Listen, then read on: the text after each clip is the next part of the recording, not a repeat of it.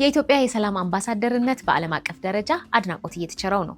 የተባበሩት መንግስታት የልማት ፕሮግራም ዩኤንዲፒ የኢትዮጵያን አስተዋጽኦ ሲያደንቅ፣ የጃፓን መንግስት ደግሞ ለሰላም ማስከበር ማሰልጠኛ ኢንስቲትዩት $107,000 ድጋፍ አድርጓል። ይህ ተቋም ለኢትዮጵያ ብቻ ሳይሆን ለመላው አፍሪካ ኩራት ነው። የትምህርትና ስልጠና ባለስልጣን የጥራት መስፈርት ያላሟሉ የከፍተኛ ትምህርት ተቋማትን ፍቃድ ሰርዟል። ተቋማቱ በአስቸኳይ እንዲዘጉ ለፖሊስ መመሪያ የተላለፈ ሲሆን በተማሪዎች ላይ ለደረሰ ጉዳትም የህግ እርምጃ ይወሰዳል።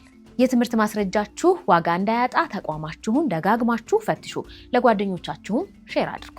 ፕሬዚደንት ዶናልድ ትራምፕ አዳዲሶቹን የኢራን መሪዎች ምክንያታዊ ናቸው ማለታቸው ለመካከለኛው ምስራቅ የሰላም ጭላንጭል ሆኗል። ዋሽንግተንና ቴሄራን በቀጥታ ንግግር እያደረጉ ቢሆንም በሺዎች የሚቆጠሩ የአሜሪካ ወታደሮች ወደ ቀጠናው እየገቡ መሆኑ ስጋቱን አላቀለለውም። ዲፕሎማሲው ያሸንፍ ይሆን ወይንስ ግጭቱ ይቀጥላል? የእናንተ ሀሳብ ምንድን ነው?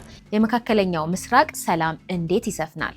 ሀሳባችሁን በኮሜንት አጋሩን። ለተጨማሪ ፈጣን መረጃዎች ፎሎ ማድረግ እንዳትረሱ።